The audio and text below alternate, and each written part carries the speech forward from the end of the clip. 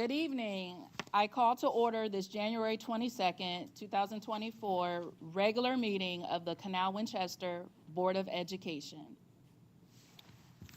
Mr. Roberts, will you please call the roll? Ms. Barnes? Present. Mr. George? Here. Ms. Green? Here. Mrs. Talley? Here.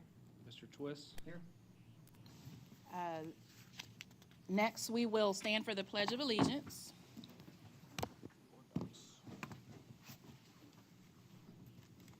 I pledge allegiance to the flag of the United States of America and to the republic for which it stands, one nation, under God, indivisible, with liberty and justice for all. I'd like to welcome our newest board members to our first regular meeting, Mr. Twist and Ms. Green. Do we have any additions or deletions to the agenda? We do not. I need a motion to approve the agenda. So moved. Second. Second. That'll be Mr. George and Mr. Twist. Mr. Roberts, will you please call the roll? Mr. George? Yes. Mr. Twist? Yes. Ms. Barnes? Yes. Ms. Green? Yes. Mrs. Talley? Yes. Motion carries. We have several presentations this evening. The first one, we will hear from the CWEA. Good.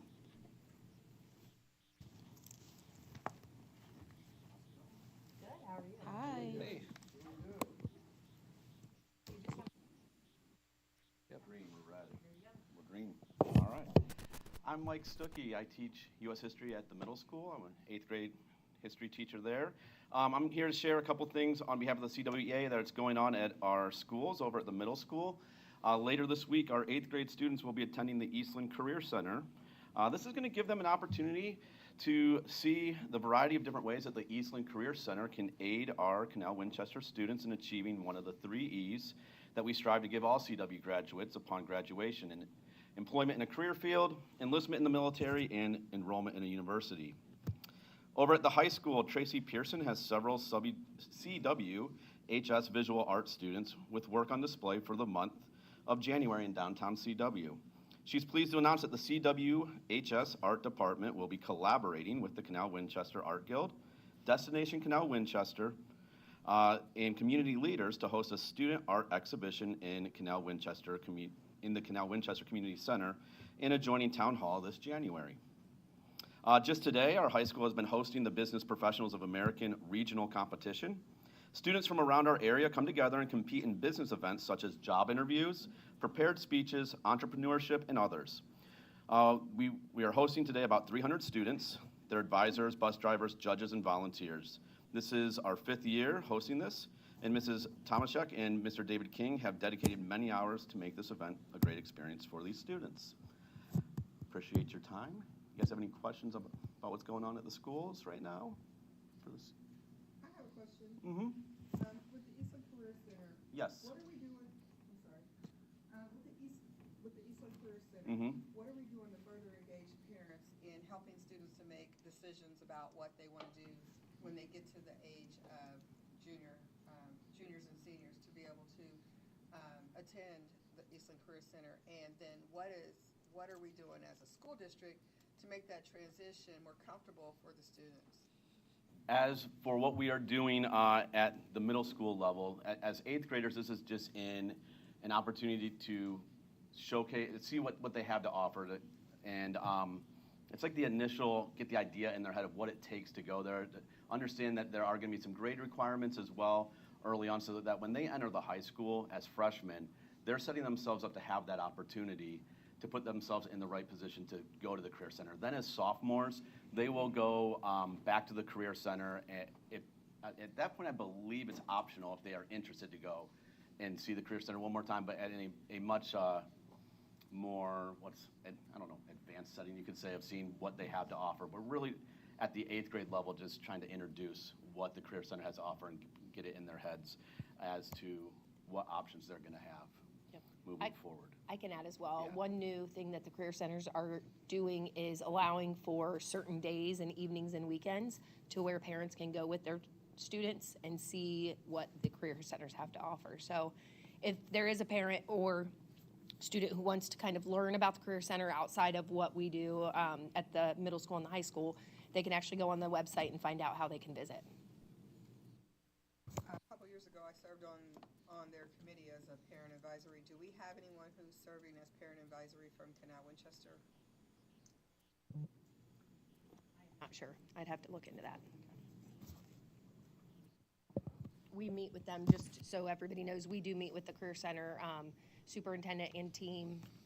The high school actually team meets with them more often, but I meet with them twice a year with the full superintendents in the districts that all are kind of funneled into the Career Centers, Eastland, Fairfield, and then also the superintendent and I will touch base monthly. We see each other at different meetings, so we're able to share. So I will ask that question. I actually see him Wednesday. Any other questions? I have a question. So, introducing the middle school students to the Career Center, are you seeing that they're more likely to attend that Career Center once they get to the high school level? I will be honest, I don't have the exact data of how many students had no idea what they had to offer, then all of a sudden were like, this is what I want to do. What I do know is when we even just go through the introductory presentation about going to the Career Center, a lot of the students are like, oh my gosh, this is what they have to offer. I can like get into culinary arts. There's the option to do like automotive work or heavy machinery work or cosmetics. There's welding. They have all sorts of things. There's media, and like they're like, wow, like there are so many more options I ever knew. I think it kind of wakes them up like there are a lot of cool things out there, and they start to thinking about careers. As to like how many like actually switched it on at that point, I'm not sure though. Thank you. Yeah. Thank you so much. No problem. Thank you. Thanks, Brian. Yeah, okay. Next, we will hear from Mr. Tom Munson from DataServe Cybersecurity. Welcome. Hey, thank you very much. All right. So I want to thank you guys for giving the opportunity to speak with you tonight. Again, my name is Tom Munson, and I'm the Director of Strategic Business Partnerships for DataServe.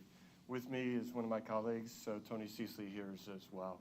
So just quick on DataServe, it's a 37-year-old organization focused in information, technology, and cybersecurity solutions and services, serving the Ohio K-12 marketplace. So we're headquartered here in Ohio, and that is what we do serve. Currently, we serve over 200 districts here in the state of Ohio. So just a little bit on us. But cybersecurity is what we're going to talk about today, and cybersecurity is really at the forefront of all administrators' minds today throughout Ohio, and rightfully so. In the past 4 years, it's estimated that there's been over 26,000 attacks on school districts throughout the United States. So it's a significant number that we're seeing. It's happened here in Ohio as well. And it's happened in both large school districts and small school districts. So everybody's used to the large school districts. You hear about Cleveland getting hit, Toledo Public Schools, but of the big five, most of them have been hit with some kind of attack. But it also hits small schools districts as well. Washington Local, on the Career Center, Apollo Career Center got hit real hard about a year ago as well. So it really doesn't matter the size of the school district we're talking about in terms of their susceptibility to a cyber attack. This past fall in September, Forbes published an article that stated that the K-12 market is actually the #1 attack zone for ransomware attacks in the U.S., regardless of industry that's out there. So it is prevalent when you think about it from just that sense alone. Those attacks last year impacted 647,000 students because of those attacks. And we'll talk a little bit about some of the impacts that it had as well. In K-12, it's not just ransomware attacks, but it's all cyber attacks. K-12 is the #1 targeted account for all types of attacks in cyber, not just ransomware, in what we call the small and mid-sized business sector, and that's where school districts tend to fall. So the question comes up, why K-12? Why are these bad actors so interested in hitting school districts? Because initially you would think, oh, go after some of the big ones that are out there. So a couple things on that is, first of all, we know that 62% of all these attacks require some type of human involvement. It's usually very innocently done. It's not somebody that's maliciously here in a district trying to do something, but they do attack it. With that, what's really interesting is that people that are in education tend to be incredibly trusting. just by nature. We're here to help kids. That's why people get into education. Unfortunately, the bad actors use that against us. So they'll take advantage of it. So everybody's familiar with phishing, right? We all been hit with phishing. Education, by a market segment, opens 5% of all phishing emails that are sent to them. It only takes one phishing email, one person to click on it, that could have a serious attack. K-12, 5% of all these emails are clicked on. And so they take advantage of what educators do, which is trust and see what's there. Second of all, bad actors. They like the data that school districts have. Fact of the matter is, student data is very clean data. It hasn't been out there in the marketplace. So they like it. They can grab that data, sell it on the dark web for $200 per record is what the cost is right now, or the price per student record. So you can imagine a school district the size of Canal, Winchester, 4,000 times 200. There's significant dollars if all the records were simply sold on the dark web. So they do look at that as a great opportunity. Most of this information, the students don't even find out that their identification information was stolen for years, potentially 10 years afterwards when they go to apply for a credit card, and all of a sudden I've got some bad credit sitting there. They had no idea why. So it's safe data to be sold in a bad sense of the word safe. So also with that, the faculty data, staff data, and the district's financial data, bad actors look at that as just a treasure chest of opportunity for them to steal and to impact what happens that's out there. The third reason that they like to hit school districts is public pressure.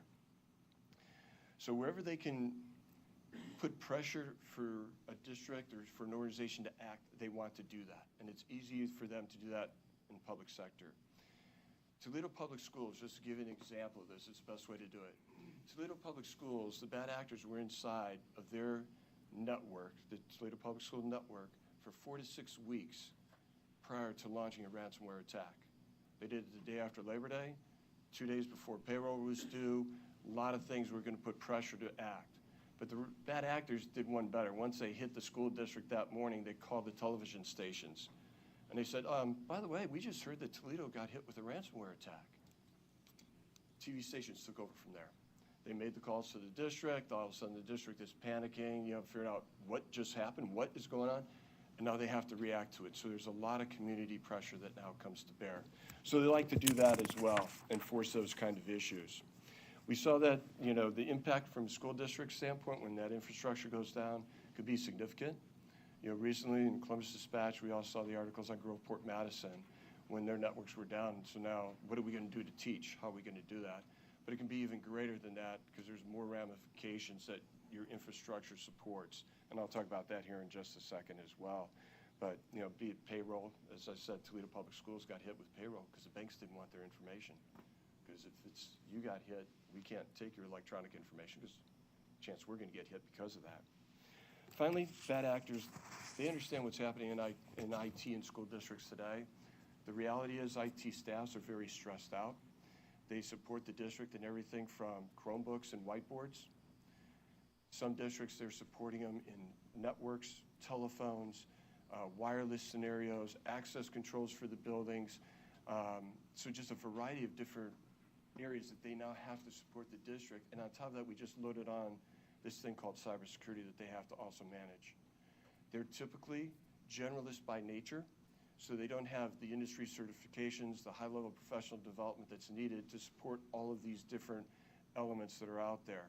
So they're great generalists, but to really understand what needs to be done in one specific area, that's a challenge for them. So the bad actors know that a lot of times things might not quite be getting done to the level it needs to be because of the demands that school districts put on their IT staffs. So, talk about the cost that's out there. The average ransom payout 2 years ago was over $500,000 for the school district. So if they elected to pay out the ransomware, over $500,000 for that. Learning loss per attack is at least 3 weeks of learning loss. There's also a lot of administrative time, be it superintendent, treasurer, board, communications, IT that gets involved. There's a huge amount of time and cost that's there as well. At Apollo Career Center, it took them 5 months just to find all the records of all the students that had passed through the Career Center in order for them then to contact them to let them know that their information may have been jeopardized. So that's 5 months of work at senior levels to get this kind of work done. At Toledo Public Schools, 19 months after that attack happened, they were 90% back, is what their treasurer told me when I saw him last year. So 19 months, still not 100% back. So then from there, there's also the cost to investigate it. FBI comes in, insurance agency, whoever your insurance is with, they'll have a forensic team that comes in, so there's cost that's built up to that. Then it all has to be remediated on top of it. So the remediation costs, just to solve what had happened, try to prevent it into the future, is the next level that you need to go to. And probably the biggest cost that comes out is your community trust. You know, it's a violation, you feel it, you know, it's my kid's information, how can I protect my kid now? Let alone, they usually have parents' information as well, if you think about it, because we have to submit a lot of information with our kids. So this is all data that we're gonna have an impact. If we have to have, you know, bus routes that are ran off of GPS, okay, how are we gonna get kids in and out, back from school when an attack happens? Are we gonna try and teach virtually? Well, geez, if the network's hit, how do we do virtual training and virtual learning? There's a lot of ramifications, and this usually happens in the split of a second. And now what do we do, and how do we communicate with the parents at home, and what are we going to do with these kids right now? So it has a lot of impact on the community as well. From there, cyber insurance. So with all this going on, what's happening in the cyber insurance world? 5 years ago, you could probably get cyber insurance very inexpensively. It was just a rider on a policy, no questions asked. Oh, you want that cyber security? All right, here you go. That has changed drastically over the last 5 years. So if you think about it, we've seen exponential growth in the cost of the premium of cyber insurance. Insurance companies require the districts to fill out very lengthy forms, and they're very, very detailed in what they're asking for. Those forms, once filled out, get processed, and if you're not doing the things that they're asking you to do, either your premiums are going up or your coverage goes down. So different insurance policies that are out there actually have exact levels of what you get based on what the district has done. So there's been significant increases on cost and changes in the amount of coverage that has actually gone on. And, you know, we're familiar with all the big ones that are out there, the Clorox, the MGMs. Those hit the underwriters as well, because they look at this saying, I've got to find a way to recover my cost. We have to protect ourselves. We know K-12 is a tough market for us. So that's why all these costs and demands are coming in from the insurance industry. And it's really forcing a lot of us in the school district market to change how we do business now from a technology standpoint that's out there. So what are districts doing? You know, I guess we get into, so now what? So how are districts dealing with this today? The first thing I would tell you that districts are doing is really taking a step back and looking at their organizations and doing full assessments of their organization. And those assessments are not just the technology, because there is no one product that you can put in and solves everything. It's a combination of technology, solutions, policies, and procedures. You know, we have to go through and really understand what are the policies here that are operating, when are things patched, how are passwords changed. There's so many things that are involved that you have to go through. On our end, it's about 170 different elements that we end up going through. It's interesting, one of the things that we did do at the OASBO conferences, we had 41 districts participate in the workshop, and we had them rate themselves in 26 different cyber areas. And we put it so that they could understand what we were talking about, because I'm sure, Nick, we threw a lot of terms that'd be, explain that one to me. So what we did is we made it very simplified, but we had them rate them on a scale of 1 to 5, and I provided you guys with what we call the cybersecurity maturity model. So it just gives folks an idea of where they at in this process.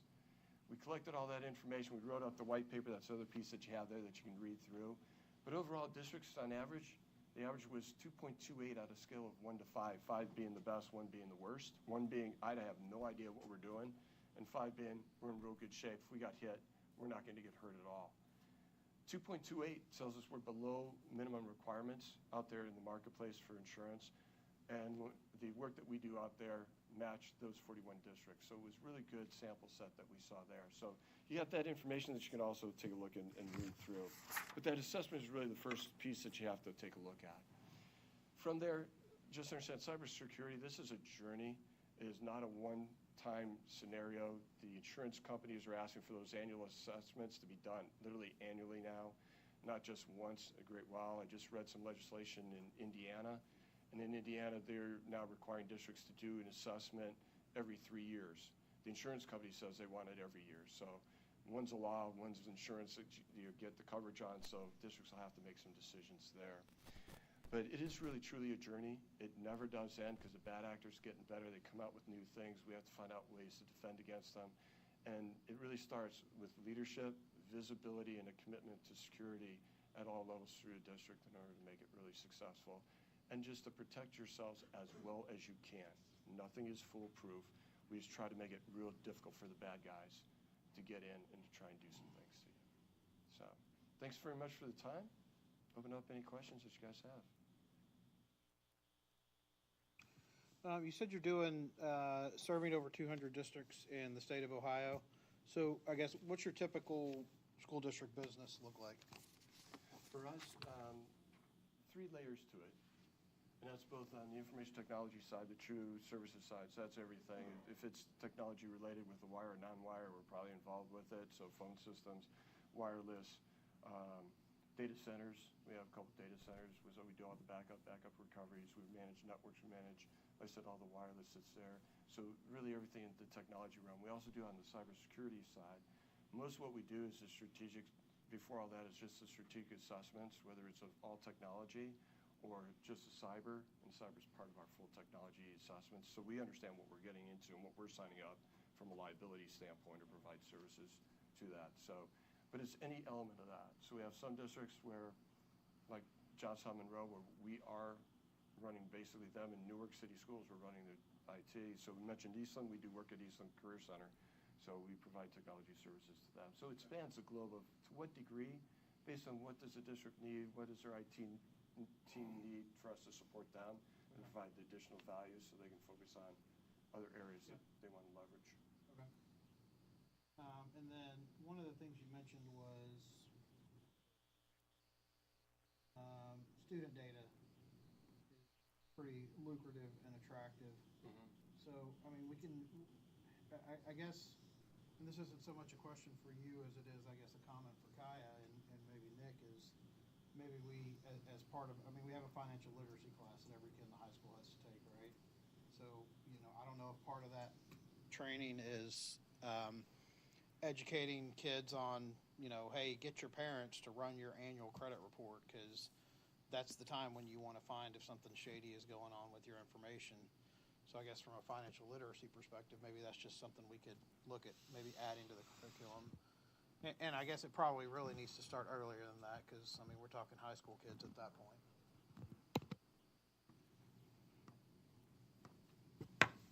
Thank you, Mr. Munson. This information is very, very important. I do have a question for you as well. I understand, and in the information that was provided to us, it looks like the cost to do an assessment is running around $18,375. That covers the assessment, but the solution part, is that additional? How does that work? Real good question. So that one is the full comprehensive. So that's not just the cybersecurity, that's part of that, which is about 170 different areas that we have to get into. But it's also the full technology side of it as well.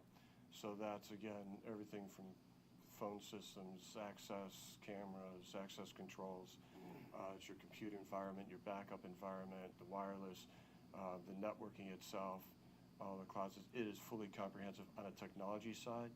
It also has all the policies that we go through as well and how the district's being ran from a technology standpoint and all the procedures. What comes out of that is a complete roadmap for cybersecurity. So we do a 3-year cybersecurity roadmap to get you up to that minimum point about here's where you're yellow, red, and green.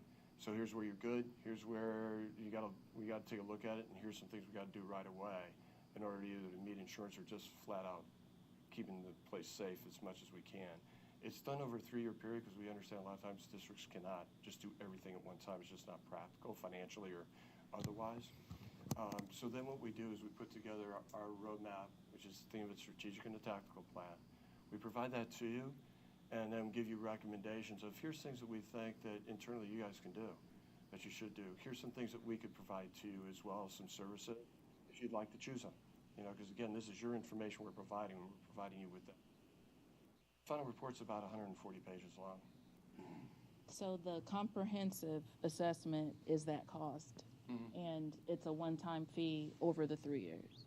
It's just one-time fee, and then the roadmap and the strategic plan will give you that. On the technology side, it's about a 5-year roadmap is what it leads to. Cybersecurity, we've shortened that to 3 years because of the sensitivity of what we got to get done, get accomplished. Okay, thank you. I have a question. Mr. Roberts, first, you talked about how the cost is increasing for insurance. What's our cost on insurance now? It's about 25,000 this year, and as he said, it was a pretty lengthy process.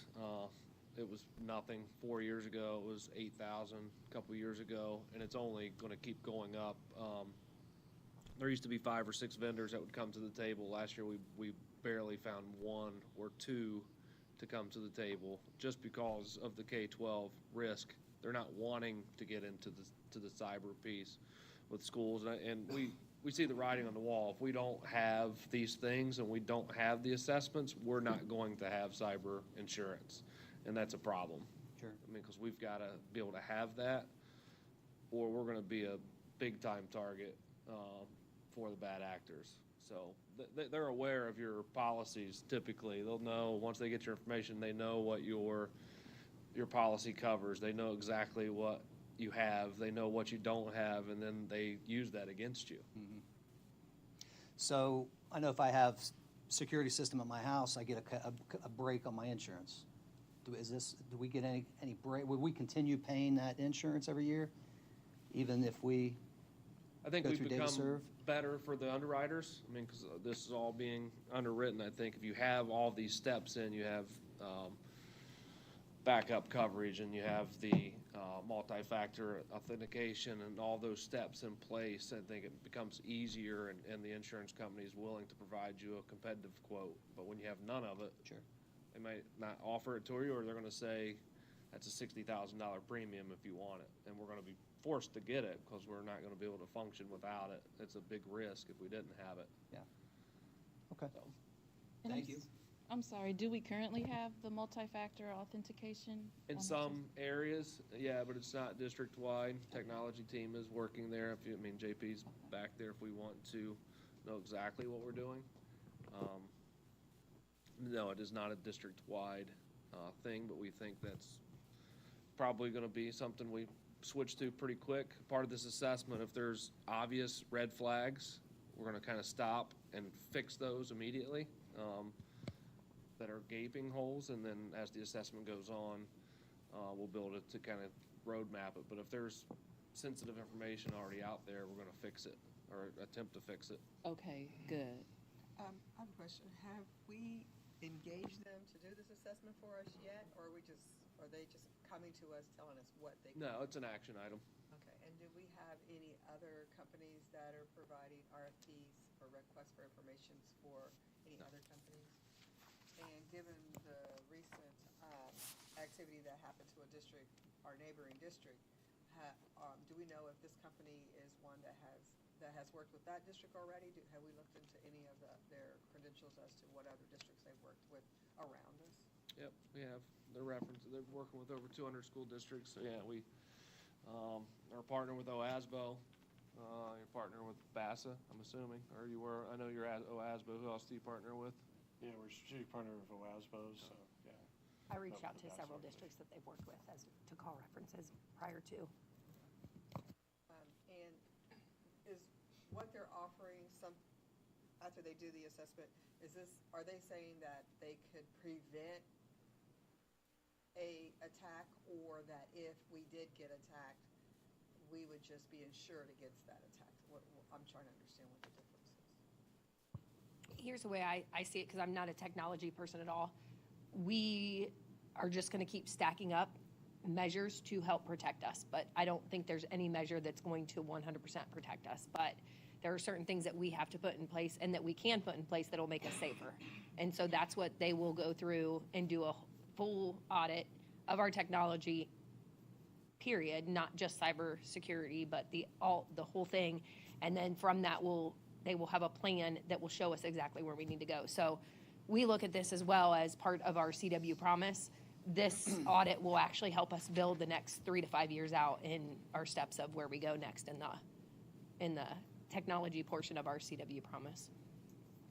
There's a lot of pieces to think of backup. So they're going to assess our backup procedures where your data is backed up. So I know we back up on internally on our server and we back up to the cloud. Where else do we back up?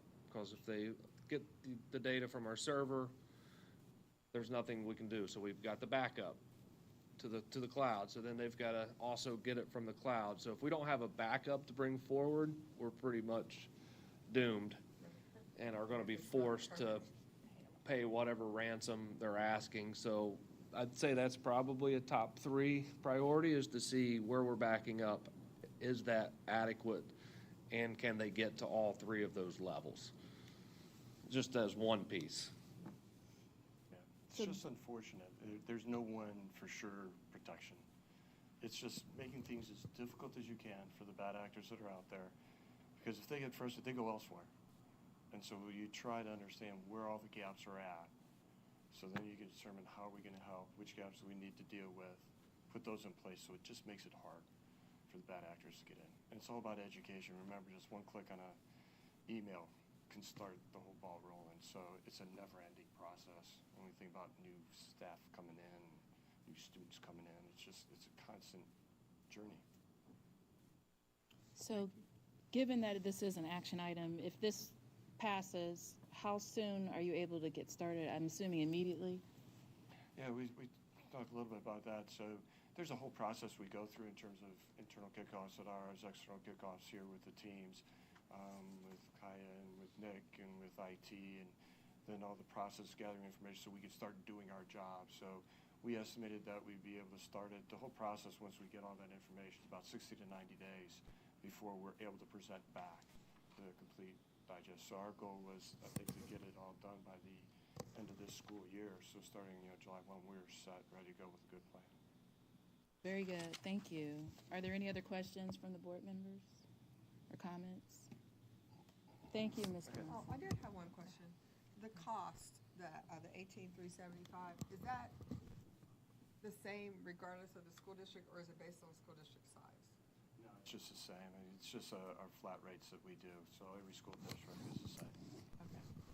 And one of the things just to highlight, and I can't recall if you said it, but I mean, the number of hours spent in the district is right around, I think it's like 450 hours. But- Not in the district, but Yeah, for our full project, it's engineering time and all the time to put it together and to present it back out and write it all up. It's about 245 hours of engineering time and design time and, our work, so. Other than fiber backup, cloud backup, do you also have off-site backup, like at a specific facility that Yeah. you guys use as a backup facility? But we actually have 2 data centers here in Ohio. Okay. It's not compliant that Okay. we utilize, but it's not that people have to. We're just looking at how do you do things? Mhm. And where's the future going? What's the best way to get at it? So that's what we provide to you. Okay. Thank you. Thank you so much. All right, thanks, guys. Thanks. The next portion of our meeting is devoted to hearing from our public. Do we have any? Oh, I'm sorry. that's okay. We do. You're good. We will hear about our CW Promise.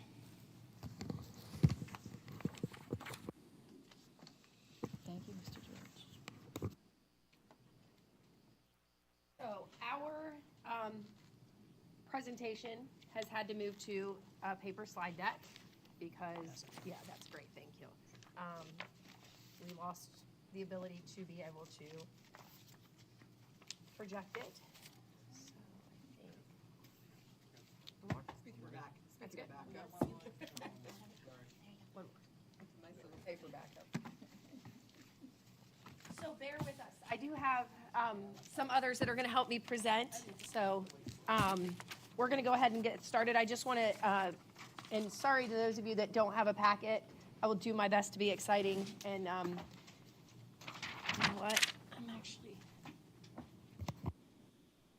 Let's stand. That'll be easier for me. So just a background, last year we came and we decided that we needed some kind of goal setting, something that we can use so that we have a focus in the district. And last year in May, we were able to present to the board our CW Promise, which is our strategic plan. We created this plan, the Promise, by input collected from the community and the staff. Basically, we put out our first Your Voice, Your School survey, which allowed for anybody that wanted to get online and take our survey to provide input. That input then was used to develop our promise, which we're excited about. Our promise last year was a one-year plan. So last year in May, we were so excited because we were able to come with a product, and we were also able to show what our goals were. And then as soon as we hit May, we were like, wow, that's great. We spent all that time putting that work in for a one-year plan. However, it has definitely aligned our focus and allowed us to really ensure that we are able to check the tactics off. So the one-year plan had 4 focus areas, 17 pillars, and 75 tactics. So we're going to start first with our teaching and learning, and I'm going to ask Craig to come up and just share over where we're at and where we're going with the teaching and learning tactics. Great, thank you, Mrs. Hunt. Good evening, Board of Education, Treasurer Roberts, Superintendent Hunt, my colleagues and guests.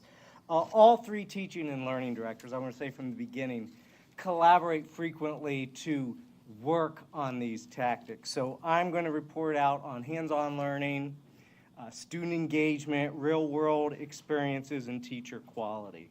So we've set this up, so I'll first tell you what the completed tasks are, what the ongoing tasks are, and then coming soon, what is still a work in progress. So our completed tasks so far are the School Links implementation plan, which is our grades 6 through 12 college and career readiness platform. We've completed a real-world learning definition and an explanation. We've met with teachers for teacher focus groups, specifically on student engagement. We did that during one of the professional development days. Early on, Deb, Bill, and I completed the professional learning plan for all year. We formalized a district leadership team framework, which has additional component parts that I'll mention during the ongoing and coming soon tasks. And we had accountability data review sessions with staff. We've had one of the 2 of those so far. Moving on to part 2, the ongoing tasks. So these are still a work in progress under teaching and learning. 1, record monthly instances of real-world learning. 2, develop student engagement definition and expectations. Review standards alignment with staff. That's ongoing. Build awareness and understanding of the multi-tiered structures and supports with staff. Formalize building leadership team framework. And identifying PBIS strategies. All of those are ongoing tasks we're working on. Part 3 for teaching and learning are the coming... I'm sorry? PBIS. Yes. Oh, positive behavior intervention strategies. Thank you. Sorry. Can you give an example of that, just so, that's for the random person? A positive behavior intervention strategy. I'm looking at Leah. Can you give me an example at the building of a PBIS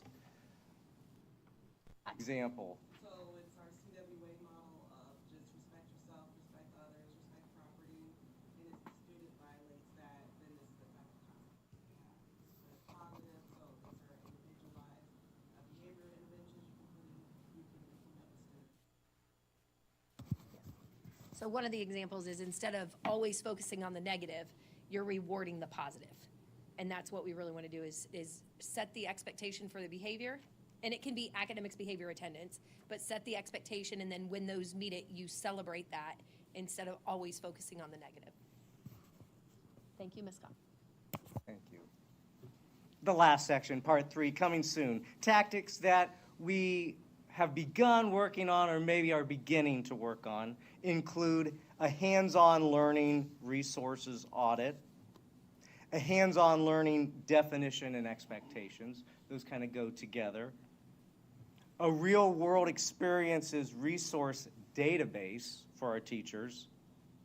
Guidance for student engagement discussion in post-observation conferences and staff meetings. Peer observation and coaching structure. Yeah, so at our last professional development day, we had someone from the Education Service Center come in to talk to teachers about the notion of some of the best professional development is teachers going into each other's classroom. That's ultimately where we're going with this peer observation and coaching. That can also be one of the most threatening types of professional development. So we want to ease into that. And one way to ease into that is just to create the culture of what does it mean when you step into someone else's classroom? It doesn't mean you're evaluating. It doesn't mean you're looking for just the negative. We're trying to celebrate really good strategies, and some of the best strategies are from our peers. That's where we want to go. But to start, we just started with our last professional development day by having a professional come in and just talking about what that looks like when a culture starts to do that. This is a multi-year process. Setting up a teacher-based teams framework. And then Mr. Whitlatch will have a second semester accountability data review. That was a lot of information really quick, but those are just a real quick recap of teaching and learning tactics. I had a quick question. Under your ongoing task, where you say record monthly instances of real world learning, how is that being recorded? Great question. We just, so I met with the social studies and science teachers at Winchester Trail just last week. And we were talking about some of the experiments that they could have in their classroom related to real-world learning. So those conversations, they weren't recorded, but ultimately it would be nice to know, here are some options when you want to do real-world learning. You could put together some lists of items that you could go to. So if you're a brand new teacher or a teacher within your first couple of years, you would have almost like a playlist of activities you could go to. Looks like a district-based wiki almost. Yeah, kind of like that. Okay, thank you. I'll call up Dr. Bruning to talk about school culture. Safety and wellness. Or safety and wellness.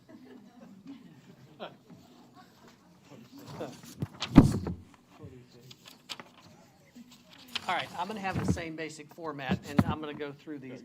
But many of the tasks that are in the CW Promise are things that I had been doing, but what this promise has done is align those into a cohesive format, and I think we're seeing some benefits from it already. So, for example, I'd always met with Mr. Roberts and Mrs. Hunt on financial expenditures for safety. When I'd meet with building principals, that would be a focus on personal safety items, safety drills, compliance type items. I would also, though, meet with the first responders, and sometimes those discussions were things that they would say, hey, you guys need to do this, but also, for example, they came to me with some things that they felt could make our kids safer if we could accommodate them with key cards. And so now each individual has a key card, police officer that's on duty, and fire department individuals. We no longer have to have them have a set of keys in each cruiser where they got to go fumble through and find each key. They just walk up to a door and get right in, so if there's ever an emergency, they can get in quickly. All of these then were kind of combined. These three groups that we're doing are now combined into one group so that myself, Mrs. Hunt, Mr. Roberts, building representatives, as well as our first responders are all part of now our district safety committee. And that committee now meets monthly or every other month, and it's the benefit to the district has been that first responders now can hear directly from our building administrators on things they see, want, or need. And the same is true. When the first responders make statements of things that can be done better at the building level, principals are hearing that directly. I think then with this, so, I mean, that's where I kind of say the better alignment has begun to occur. For ongoing then tasks that move on to the next slide, this is one thing that where I've noticed is that recommendations get implemented quicker.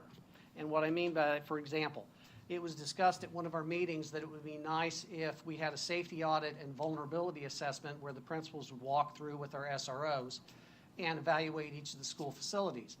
Normally, that would take some time to coordinate, but when you have the chief of Madison Township, a sergeant of the SROs, the fire chief of Madison Township, that all happened within a month, and we've already had those vulnerability assessments done. And the principals have now taken that information and come up with requests for things that they want to have with increased safety. So if for some of them, they're saying they would like to have bollards, which are cement poles in front of certain doors. We've had some other things that I've noticed that we should have a fence around one of our emergency generators. Those types of things now are moving in a much quicker fashion, but a lot of that's because we have this safety committee now.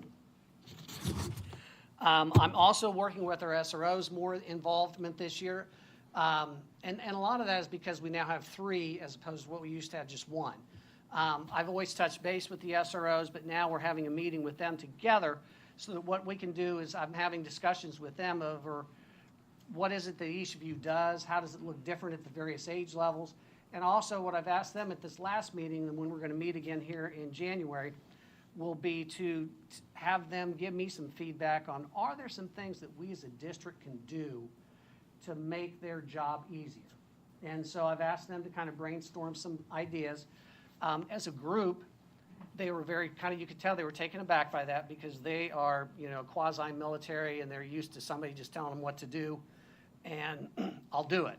Well, no, I want you to come up with some ideas, and I don't care if it's, cupcakes with a cop or I don't know what. I don't care. But they're going to have to come up with something. I've asked them to come up with something that would help, that we could do, that would make their job easier. Future tasks. This is first thing I'm going to talk about is alignment of our handbooks. And this was started with Mrs. Anthony because she did some things on common language with when principals would talk about an emergency drill that was coming up, same language that was done over the announcements if we were to do an emergency drill, so that all that stuff was consistent, so that when kids go from K to 1 to 3 to 5 to 9 to 12, they're hearing the same thing. We're also working with that with our handbooks now to provide that type of alignment. Now, that does not mean in any way, shape, or form that the alignments are going to be exactly the same because, for example, the high school has a whole section on graduation that doesn't apply to the other buildings. Our Indian Trail Elementary, there are very few items that a child could even be suspended for. So their discipline section looks much different than the other buildings. But still, to the greatest extent possible, we're providing an alignment and similarity within those handbooks so that it at least looks familiar for parents and students. All right, and that's all I've got. Does anybody have any questions on that? Okay. How often do we do safety drills? We do one once a month. It's not the same drill, but once a month you're either going to have a fire drill, a tornado drill, a shelter-in-place drill, or at what's called an exercise of our emergency plan. And those are on a 3-year rotation. 1 year it could be just one of those fire drills that the principal writes up for me. It could also be a tabletop drill where we work with staff. Or it could be a full-scale drill, and full-scale means we involve an outside organization in the school. So normally that has been an active shooter drill with the Sheriff's Department, but I've also utilized the federal government cell phone notification system that goes out every so often, and Indian Trail in particular has used that as a cue to shelter in place. It could also be, if somebody would so choose, involve our transportation department to practice an evacuation. The point is, it just has to involve somebody from outside of the district for that, but one of those is to be done each month. So I'm just, excuse my ignorance, because I really don't know a lot about, the drills or the safety. It just seems, some things just seem obvious to me. So in listening to some of the things that happened that went wrong with the Uvalde report, one thing really shocked me was that the emergency vehicles blocked the exits of people being able to leave the premises with emergencies. And so I just wondered, how often do we do emergency drills where we would involve actually bringing in emergency vehicles, police officers, et cetera, so everyone understands where our exits are, where our roads are, how you would enter and exit, just to be sure Yeah. that everybody understands the full process of a drill, and it's not just the kids going outside and coming back in. I don't know what our drills look like. Well, all right, that's a different level that's beyond the school district, but Okay. just to give you an assurance of that, if there was ever something like, heaven forbid, a school shooting, there has already been coordination placed in between the fire departments who would block off certain roads, the state highway patrol who would block off certain highways, and then the sheriff's department in Madison Township who have their rules. We are not privy to that because our responsibility would be the school and the kids. But I can assure you that they have taken care of those because I had the fortunate opportunity to participate in one of those in Fairfield County. And it was nice because it was in Lancaster, well, Lancaster's city. So the city fire department, city police, I got to see all that happen at once. But that's the same type thing that's in place here in this community as well.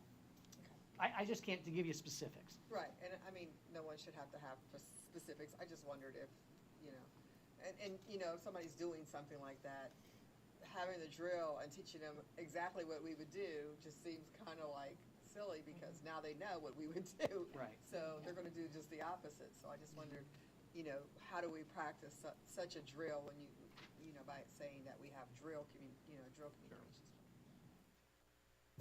I have a question. Yes. I would like to hear a little bit more about this 3-year proposal for the mental health services.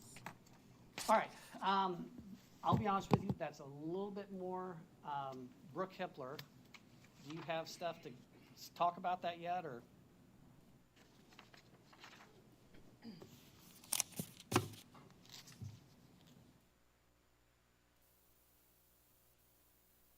You had asked about the 3-year proposal for the mental health services.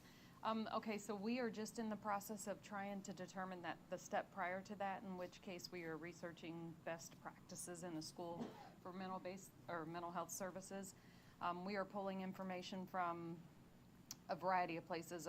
The Ohio Department of Education, now DEW, has kind of their model that they are recommending and the reasons and the things that they want to see in the school districts. We're also pulling from the National Alliance on Mental Health, and so we're right now in the stages of pulling a lot of the research and looking at that in regards to what we should have as a district, and then we're going to kind of lay out the plan in regards to what it's going to look like, where we need funds, where we need to allocate the monies for that. So it could be staff, it could be programs.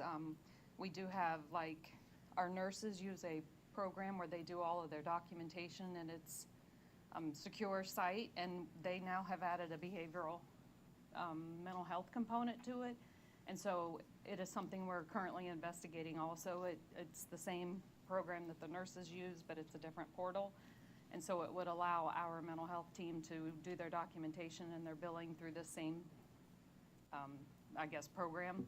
So those type of things might be impacted in the end in regards to how we want to allocate some funds for those things. Does that make sense? Yeah, that's right. All right. So is there a committee that meets for that as well? Like the safety committee, the mental health Recommending team? what, I'm sorry? Is there a mental health committee that meets like the safety? We do have a mental health team, and it's led by one person in particular as kind of the supervisor for that team. We also, I think you're aware of the variety of services that we have, but we do meet monthly with the counselors, so the whole mental health team and the counselors, and they all come together monthly. We meet, and in regards to the mental health team, we've got Danny Morales, who's kind of over the district employed ones, and we have Eden Mogus, who's over the Children's Hospital, and there's just a lot of collaboration. We have monthly meetings in the buildings as well as the team meetings here, so we do communicate quite a bit. How many mental health specialists or through Nationwide Children's Hospital do we have in the district?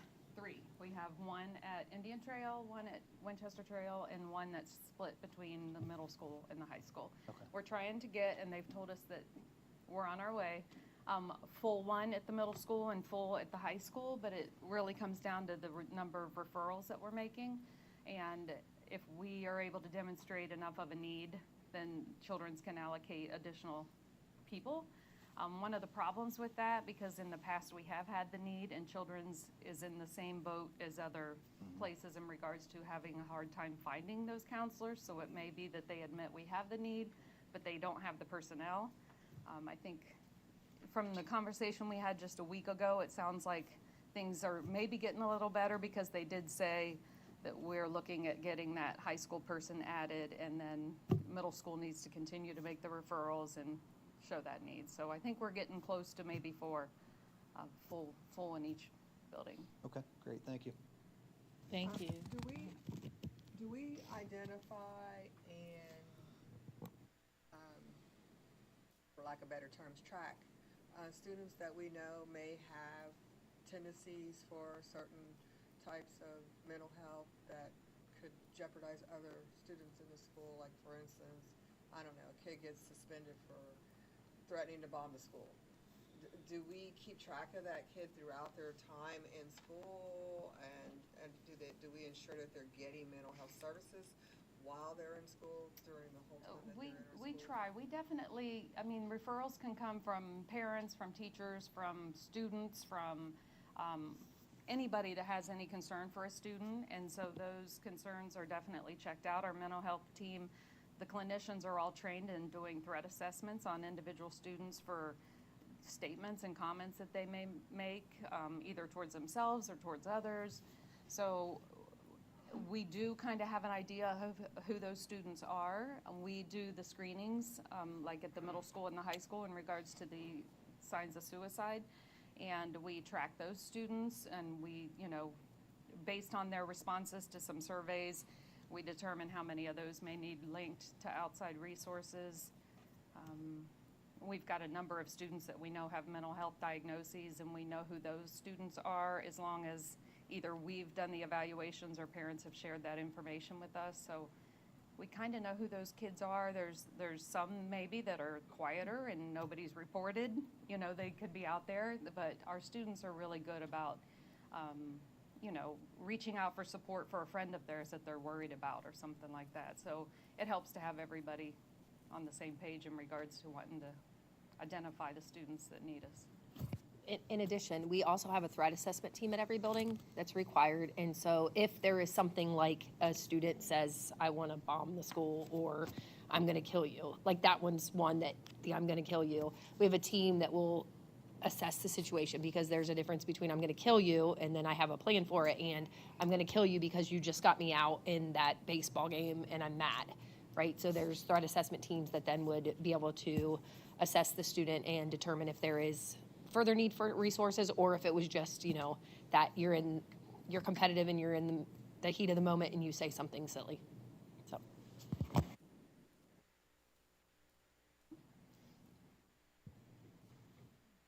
Any other questions from anybody?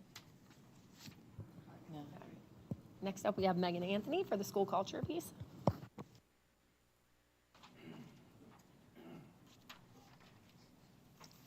Hi everyone, I'm Megan Anthony. I am the district's communications coordinator, and I'm going to talk about school culture and where we are with our tactics in that area. The completed tactics we have under school culture are the development of a communications handbook for our administrators, providing training on our new CMS for the website we launched over the summer, creating a communications plan for the year,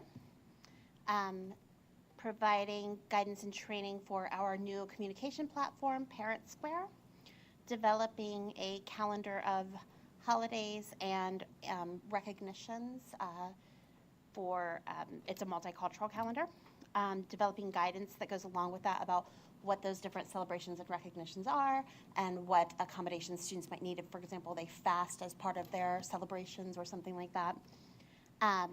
Our diversity and equity training, it was called Leadership and Equity, that has been completed for all staff members last year, and then we developed a plan to continue offering that to new staff members as they join us. We have completed an audit of our hiring practices. We incorporated diversity and equity and inclusion, the annual holiday into our communications plan. We created a formal recognition plan for staff, developed our end of year and service awards for the future, created a calendar of recognition dates for employees, and developed an informal feedback and recognition plan for the district. Under our ongoing tasks, we are getting ready to have the first meeting of our internal communications committee in the coming month in February. Continuing to increase content coming out of our buildings. Our one-to-one staff connection, the district office team, making sure to connect with every staff member in the district. We have a chart. I think the only thing we didn't anticipate how hard it would be to go update it all the time because we are out in the buildings a lot. Everyone does a great job of that, but you don't always remember to come back and check somebody off. So we have our substitute committee that is, I think they might have had their first meeting recently. It's coming up soon.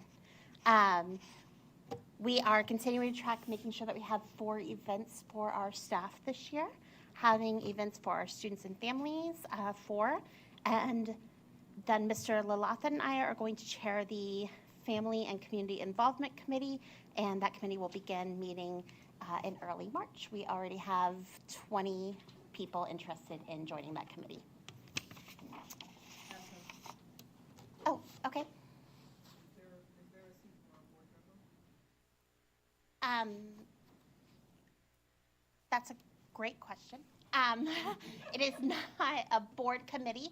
I think that Mrs. Ryan went over that, but I don't know. Mr. Robert, Mrs. Hunt. Well, I mean, I don't know where we're at. Could one of the board members sit on the committee? Yes, if it was only, it has to be like. Yeah, less if than- it was yeah. one, we could absolutely do that. If it was, yeah. We can look into that and get back to you. Yes. And then coming soon. Oh, okay. The seats that you do have for the community that will be on there, how are you determining that some of the seats are representing all of the communities in our school district and that the bulk of them aren't just right here in Old Canal? Like, how are you making sure that there's a seat in this subdivision and there's someone's in this subdivision, especially if you have, I don't know how many seats you have, but if you have a number of seats, are you looking at where those people are coming to represent from so that they're representing their community? Yes, we put out a survey or a form that people could fill out if they wanted to be part of it. I think of the 22 are staff members, so 18 are community members or family members right now, which is great. We asked all of them why they wanted to participate. We asked everybody what buildings they're associated with, if they are a student or have kids in the district or work in the district. And then from there, when we have the final number of people who are interested, Mr. Lalatha and I will go through it to make sure that it's representative of the community. I think we'll probably try to take as many people as we can, but if there's significant interest, then we might have to make decisions and make sure that it's representative. Thank you. And then our tactics that's coming up is developing a database or resource of all of our community partners that are available to us in the district. All right, does anybody have any questions? Do we know what that's going to look like? That resource that you're looking to develop, is it going to be something on the website, or is it going to be physical, like a handbook, or? So Mrs. Voyachek, our social worker, has a great family directory that she gives to people. It's a little more focused on need and support. So we would probably look to expand that and add in some other organizations that like to partner with the schools or be with us, and then go from there in terms of how we would make that public. Okay.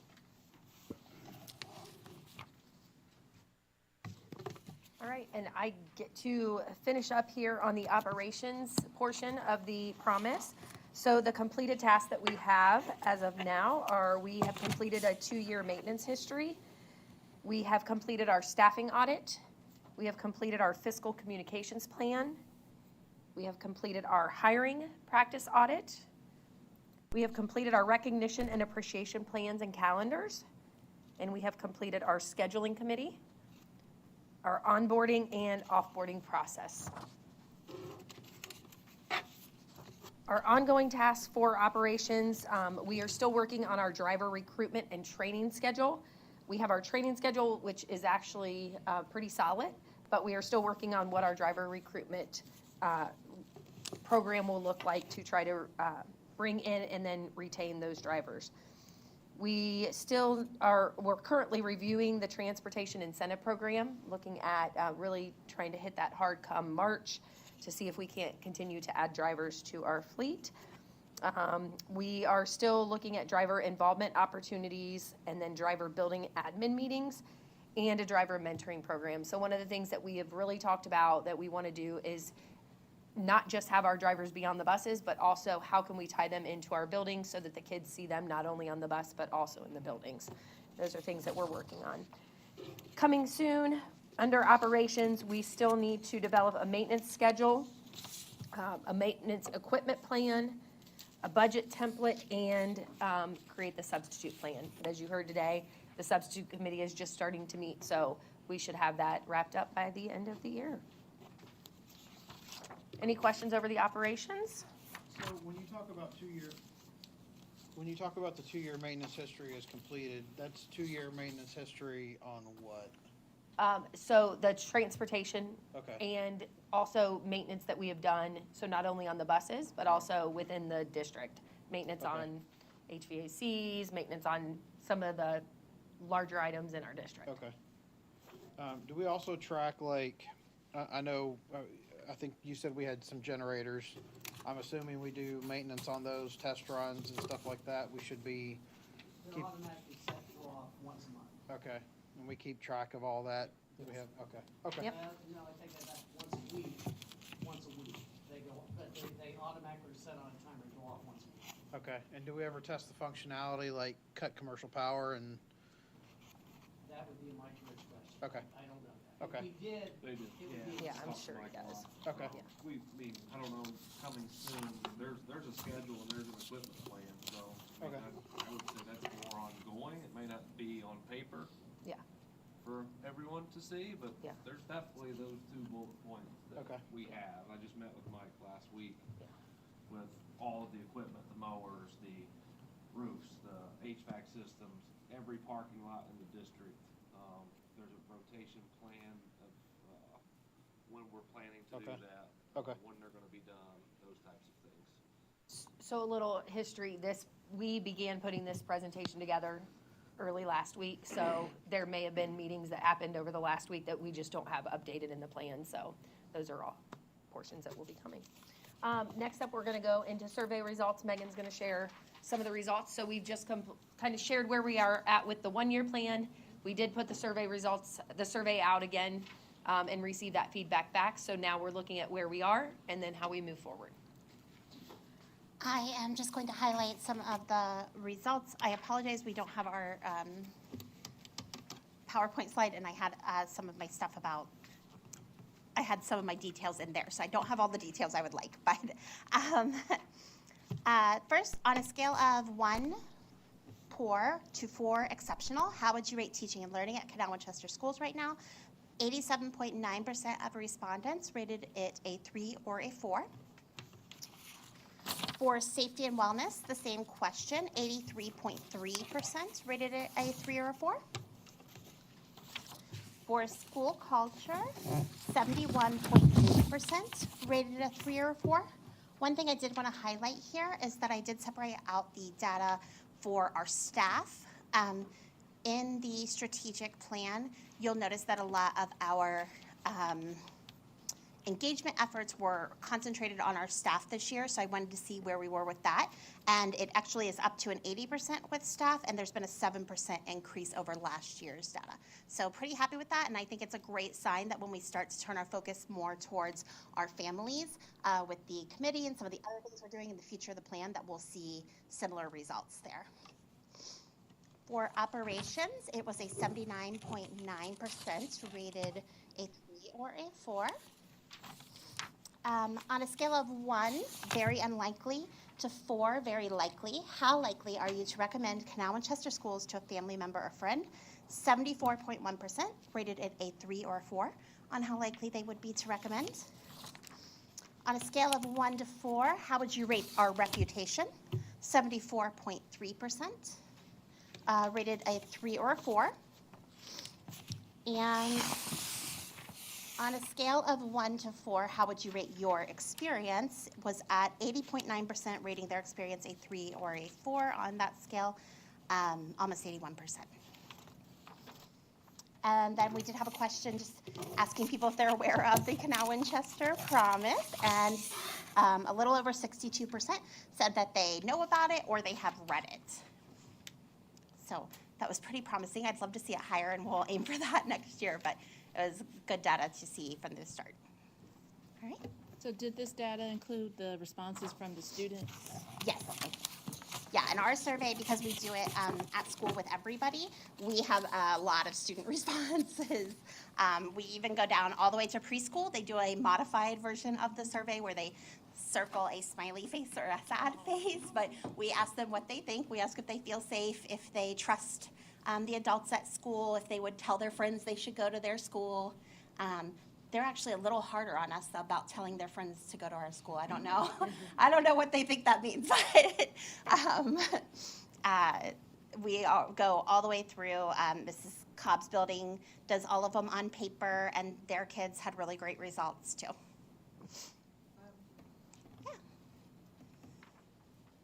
What is our target? Like when you say a 3 or a 4, how many are really in a 3 versus how many of them are really in a 4? And then what is our target? Because I mean, like if it's 75%, what's that? Average? Where do we want to be? Like are we trying to target 90%, 95%? What do we see as our target? And is that target for a 3 or target for a 4? So most of our responses are 3. The reason that I group 3 and 4 together is they're what I think of as above the fold. They're above the half mark, so I consider those, when I look at the data, positive, versus a 2 or a 1, I would say, is more of a negative and something to look at. But most of them tend to be 3s. I don't aim for necessarily like a 95%. I aim for growth. So typically what I'm looking for, and you'll see this throughout the promise, is a 3% growth in this or a 5% growth in something, and measuring that year to year, which I think just tends to give you a more incremental look at how you're improving. It's easier to measure. Right. So in the promise, if you look at the outcomes on each tactic, it'll say, how do we know we met it? And there's that specifically there, and it may be a 3% increase, a 5% increase, or whatnot, so. How often will this survey be done? We do the survey annually in the fall. So it just wrapped in early December. This was our second year, right? This is our second year. Yeah. Yep. And when we wrote the promise, if you recall, well, and some of you are new, but when we wrote the promise, we knew that we were pushing it out in May. So for us to turn around and expect major results in the fall would have been, right? So we build it for our survey for next year will be the measurement from, but yet we still use the survey results from this year to build. We're going to use it to build our next, the future, which leads us right into where we're at. The final wrap up is the future of the promise. Our goal is to develop a 3-year plan next for the second phase. So the 1 year was to get us through. It was a very lofty goal for us to put a strategic plan together in months, and we were really proud with that result that we have. So now we're looking to go 3 years, and I really wish this slide was up because it's really great. But the future of the promise, We have some things listed here. The fall 2023 survey was the first with the surveys. We have completed that. We have analyzed our survey results, so that's checked off. Our leadership team has been visioning. That's work that we've been doing over the last few months. We're about ready to wrap that up. And then we'll have our focus area committees. We'll have our final plan creation, and then we will have our board presentation. And we're looking again to shoot for the May meeting to have that presentation. With us moving up our meeting, we're still going to shoot for the May meeting, but that's the goal. Any questions for us? I know that was lengthy. We appreciate everybody listening. I'm excited to be able to report out and just share where we're at mid-year. And it really has helped us to really guide the work that we do. I'm just very excited about our strategic plan. Every piece of it moves us closer to our goal of empowering all of our students for success. Thank you. Thank you very much. Thank you. So now we are moving into the part of our meeting where we hear from our public, if we have any public voice. We do not have public voice this evening. All right. Next, we have our executive report. So we're going to hear from our treasurer, Mr. Roberts. Good evening. We've got a promise that maybe next meeting we'll have the technology screens working. So this makes it extremely difficult to show you financial when I didn't have my crew to print this out. The food service report is attached to the board agenda. The typical general fund report is attached. We didn't have all the district reports, so I at least wanted to show the food service. So if you have questions on that specifically, just reach out to me. There's not a lot happening in the financial world. State funding is pretty much all that's been coming in the last couple months. This is the dead period for us from a January, February, March in terms of cash flow. So the cash flow, that's why we like having a nice balance, because our revenue stream is extremely low during this period. Most of our expenditures are at the 50% level, which is where we want to be. We're halfway through the year in December. We have a couple that's not. The supplies are up 66%, so about 16% above, but that's normal. Most of those supplies purchases happening in the beginning of the year. Revenue-wise, real estate tax is at 43.8%. That's normal because our first half settlement is always much larger. That's making up the second half payment from the last time. State and others are trending right on cue at 52.8, 50%, 47. So the forecast is really trending to what we proposed or accepted in November. Year over year, there's not a lot of change just because we only have the state revenue line that's coming in the last couple months, but state revenue as expected is up 8%, $750,000 thanks to the biennium budget and the funding plan that was implemented by the state. Expenditures, personnel services, and benefits continue to be up around 5%. Supplies, our spending is up for supplies, but they're actually down for the year over year. They're down $173,000, 8.5%. That's mainly due to textbook adoption. Last year we had a much larger textbook adoption. This year it was a little smaller. But we are buying more Chromebooks. I think that's part of our plan to look at, is it true one-to-one K-12? Pre-COVID, we weren't one-to-one or K-12. I think we were 5-12, if I remember right. And then when COVID hit, we were forced to implement that. So we're evaluating, is that the best route for education? That'll impact supplies. Interest rates continue to be strong. We're sitting with $74.6 million in the bank. Interest earnings are $1.5 million. Through the first 6 months, we were at 1.4 last year for the entire year. So very financial health, about as healthy as you want to be. Makes it difficult at times when you're trying to make plans, make promises, because money can get allocated out very quickly to different places. So overall, doing really well, trending to forecast. So if you have any questions on the food service report or the forecast, just call me, send me an email. I'll be happy to answer. All right. Thank you, Mr. Roberts. Thank you. Next, we will hear from our superintendent again. Ms. Kyle, do you have anything else to report? I do. I'm going to start off with our Knock Your Socks Off Award winners for this month. I want to just say thank you for being so patient. I hope you guys enjoyed the presentations that you had tonight. So I'm going to start off first with Heather Bogus. Heather Bogus was nominated by Kelly Best, who is a teacher at the middle school. And Kelly says, Mrs. Bogus has worked tirelessly this year to bring author Jason Reynolds to our school. It is going to be such a memorable experience for our students. She has raised money to pay for this and is even paying for some portions of it herself in order to make it happen. She confided in me that she didn't want a retirement party. Instead, she wanted to use the money her family would have spent on a party to pay for portions of the author's visit. The author's contract is very tedious, and the logistics of planning it all has been a tremendous amount of work for her and our administrators. But she has pressed on and is determined to give this to our students as one of her last literary gifts to them. I know she is very excited to do this, but will never brag about herself. So I wanted to do it for her. Mrs. Bogus has served our students for so many years, and I love that she has worked hard to bring this massive event to our students in her last year, a time when many staff members just glide through counting down the days to retirement. That's worthy of a new pair of socks. So congratulations, Heather. Come on up.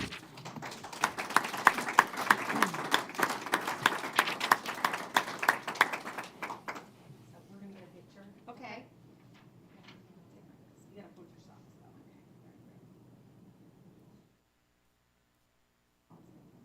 Congratulations. Thank you so much.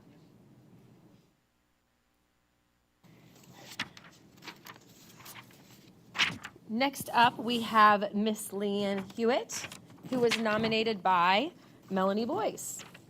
Mrs. Hewitt is an amazing teacher who always has her students' best interest at heart.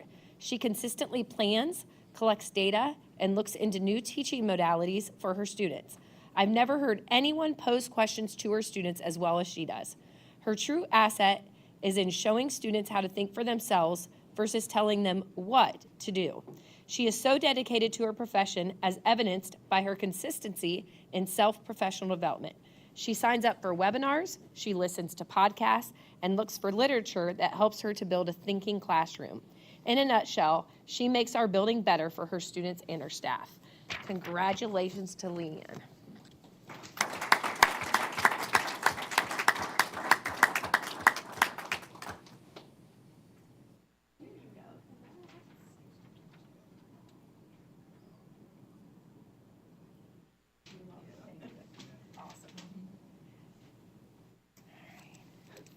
And last but not least this evening, and I do not see Miss Gina, but Gina Clark was nominated by Mr. Rick Meharry. Rick says, not only do I see her at all sporting events, Gina has a way with the students to be able to interact with them on a school basis and a personal basis. I hear so many students talk so highly of Mrs. Clark. She knows exactly what to say to each student and helps them with any personal issues they might be having. She is like a mother to 1,200 students who absolutely adore and respect her. I know I do as a coworker. So although Gina's not here, I'll deliver her socks to her maybe tomorrow, and if not tomorrow, then sometime this week, but we want to just congratulate her. So congratulations, Gina. All right. Couple more things, but I'll be quick. Next, I just want to really quick share some information. So years ago during COVID, Janie Cantner and Alyssa Locker wrote and received a grant to install a storybook trail at Winchester Park. We partnered with the city to install 20 stations at the park where the story exists on a walking trail. And some of you may remember the presentation that we had where they came in, showed videos, showed students out reading the trail. So unfortunately, the trail and the storybooks have fallen into disrepair. Janie and Mr. Lautenschlager met with Matt Peoples and Sean Starcher from the city of Canal, Winchester to talk about what could be done. They want to make sure the trail continues and have agreed to upgrade all 20 posts for the storybook trail. We are appreciative of this. They are targeting a completion date of May 2024 for this trail. So I just wanted to take a moment and publicly thank both Matt Peoples and Sean Starcher, as well as Janie Cantner, for their commitment to ensure that the Storybook Trail continues and that this project just is something that we'll continue to be able to have for our community. So thank you to them.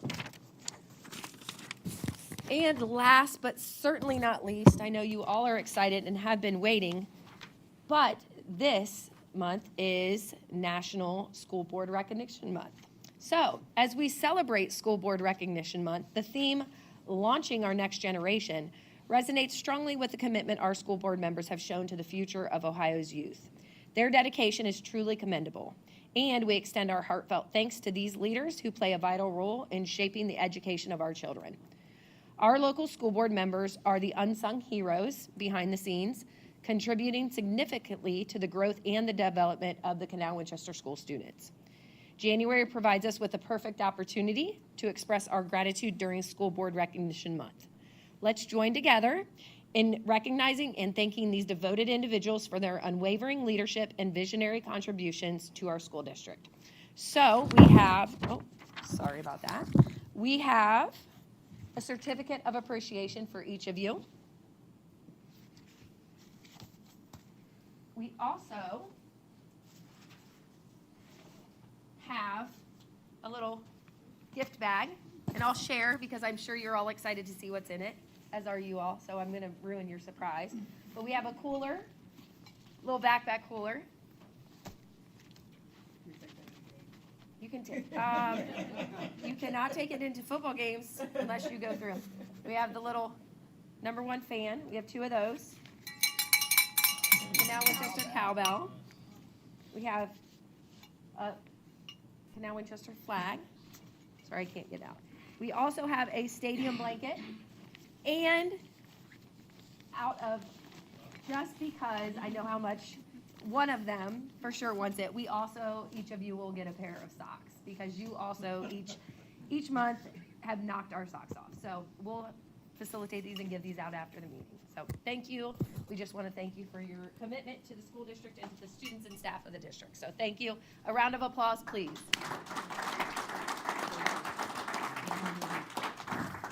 And that is all I have for this evening. Thank you. We thank you so much.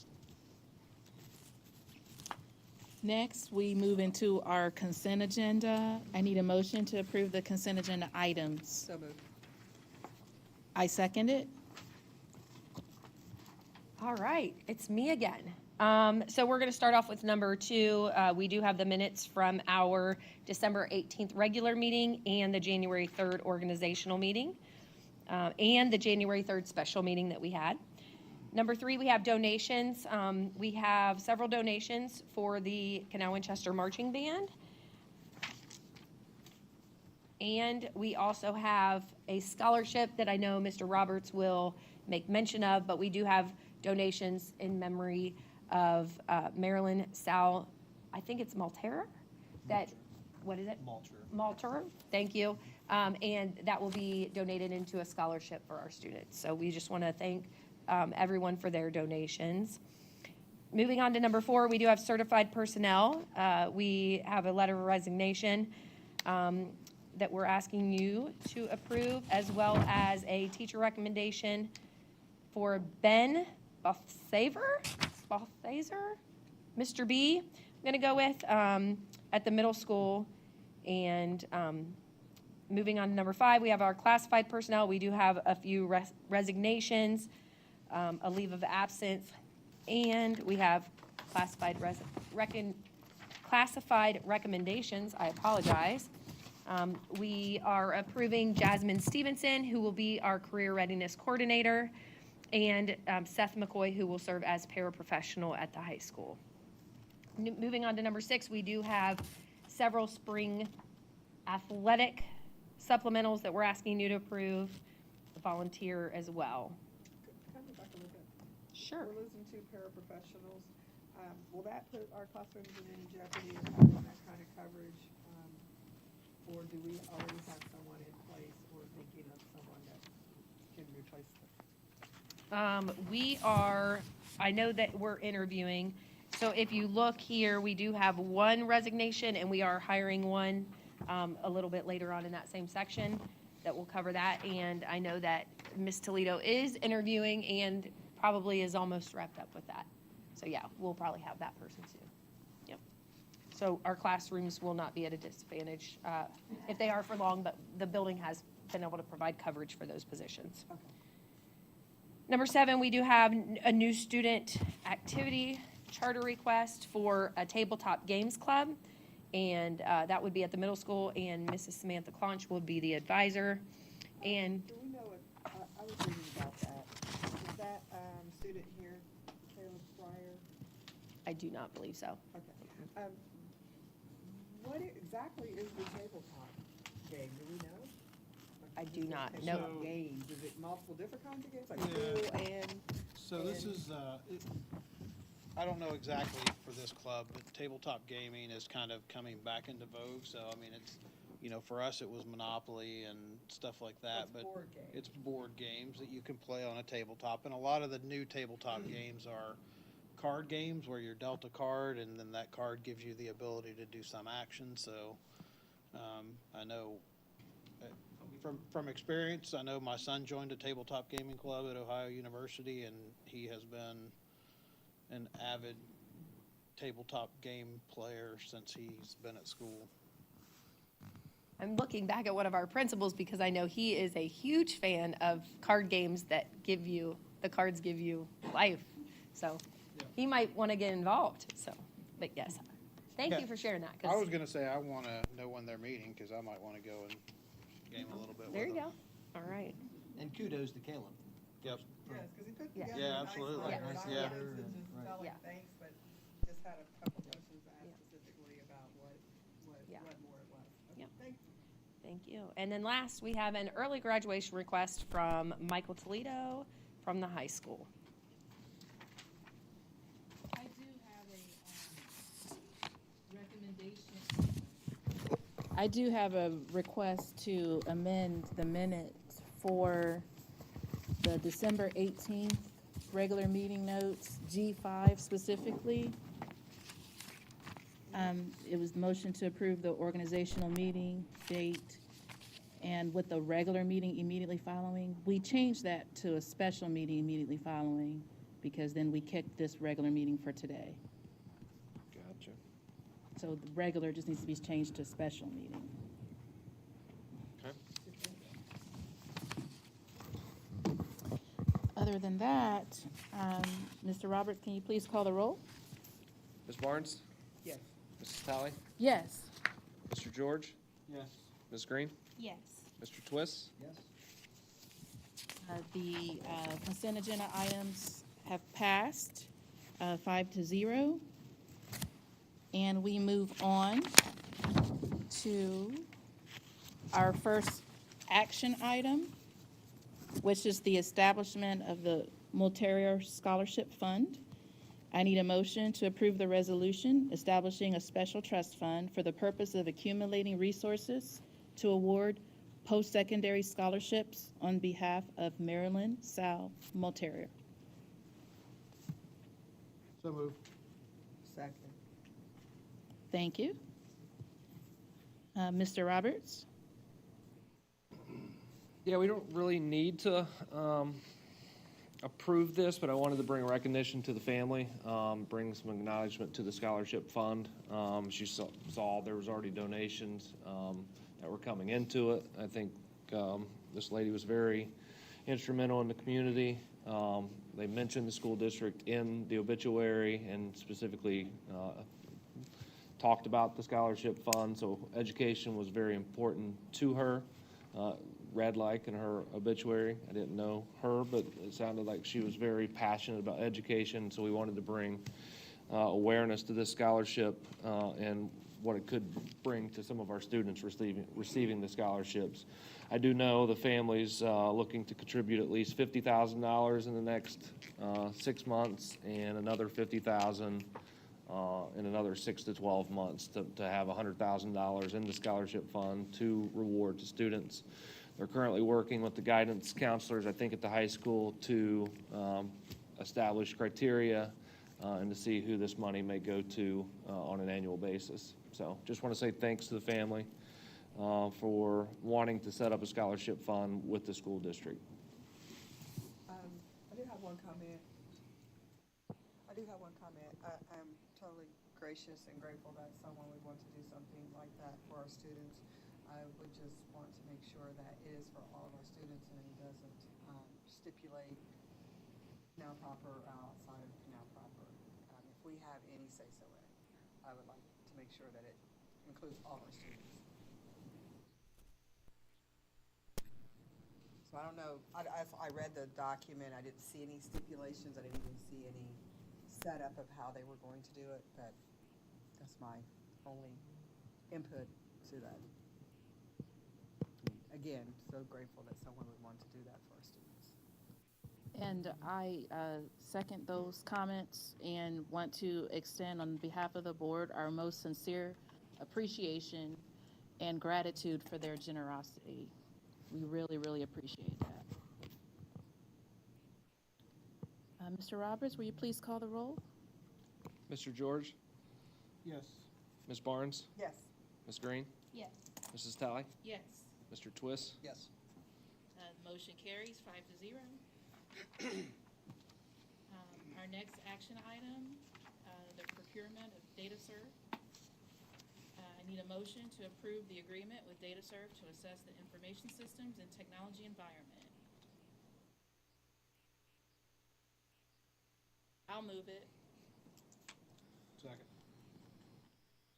Thank you. Are there any other discussion or questions regarding that? If not, I'm sorry, where exactly will the funds come from to pay for this? What bucket are we paying for that out of? General fund. are there any other questions? Mr. Roberts, will you please call the roll? Mrs. Talley? Yes. Mr. George? Yes. Ms. Barnes? Yes. Ms. Green? Yes. Mr. Twist? Yes. Motion carries 5-0. Our next action item, the additional payment in lieu of transportation. I need a motion to approve the resolution for additional 2023-2024 payment in lieu of transportation requests. So moved. I second. Mr. Twist. Any need for discussion? It's kind of routine, so. All right, Mr. Roberts? Ms. Barnes? Yes. Mrs. Talley? Yes. Mr. George? Yes. Ms. Green? Yes. Mr. Twist? Yes. Motion has carried.